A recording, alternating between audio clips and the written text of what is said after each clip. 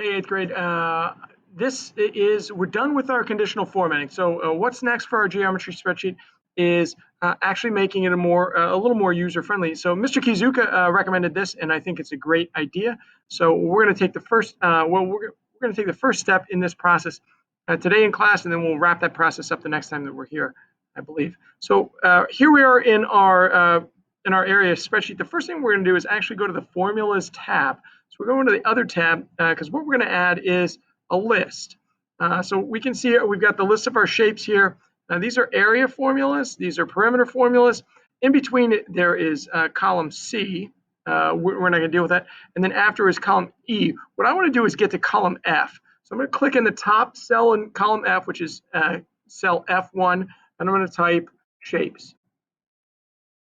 So these are the shapes, right? So what we're going to do is we're going to insert an image of each of the different kinds of shapes in column F. So space F2 is triangle. So what we're going to do here is insert a triangle into this cell. So we're going to go insert, and then we're going image, and then image in cell is what we want. We want it not over cell, but in cell. That's really important. Image in cell, and then a lot of ways to do this, but the easiest way for us to do it probably is to go Google image search. So click on Google image search, and then we're going to type, well, what is it we're looking for? A triangle. Now, once we've hit triangle, hit enter. That'll bring up triangles. Now listen, you can go wild. Any triangle that you want is fine with me. I don't have a problem with it. I would tell you, make sure it's a triangle. Some of these things in this search actually aren't triangles. But the thing that I'm looking for is a triangle like this one, where we can see exactly what we're talking about, finding area of a triangle. Now, you could find perimeter of a triangle. That's the other thing we're looking at. But this triangle, to me, is going to work. So when I click on it, I'm going to click the insert button, which is hiding behind my head, and you'll see a tiny little version of that triangle pop into that cell. So that's good. Click on the next cell. What are we looking for? We're looking for a rectangle, right? So we're going to go insert, image, in cell. And again, I'm going to the Google image search, and I'm going to type rectangle. Search that up. And again, I'm going to scroll, and some of these look great, but they're not really what I'm looking for. So I'm going to look for a rectangle that's got some kind of dimension-ish stuff on it. You can see this one does, but it's a little different than what I'm looking for. So I'm going to keep scrolling down.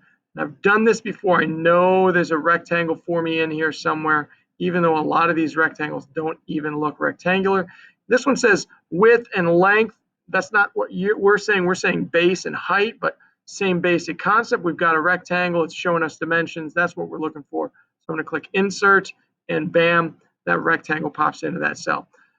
We're going to keep going with this. Obviously, I'm not going to keep going with this right now. I'm going to pause the video and then pick it up when we've got more of these. But you're going to go through the same process again. Insert, image, in cell, pull your search up, search for the kind of figure you're looking for, and pull in the one that you like, the image that you like for that particular shape.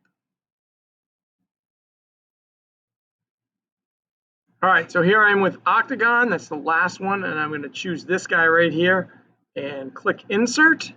And now I've got all of those shapes in there. I've got triangle, rectangle, parallelogram, trapezoid, circle, pentagon, hexagon, and octagon in there. So all of those shapes, pictures of each of those shapes in that cell, in that column, F column, right there on the formulas sheet. That's what we're looking for. Now, what we're going to do with that is we're going to make it so that that shape automatically appears on your calculate sheet when you select one of those shapes from your drop down here, the geometric shape.